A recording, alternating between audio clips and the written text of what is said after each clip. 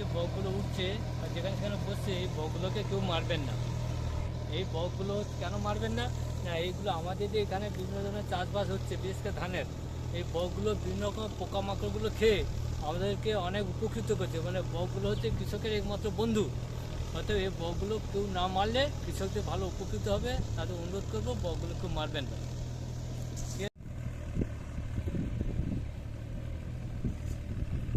কণ্ঠ,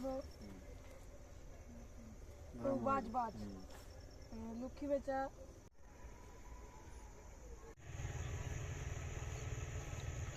যে নিজের এলাকার পাখি, নিজের এলাকার বক, বগলা, শামুকখোল, খড়হাঁস, মাছরাঙা থেকে শুরু করে শালিক, টিয়া, ময়না, এই পাখিগুলো আমরা কখনো পুষবো না।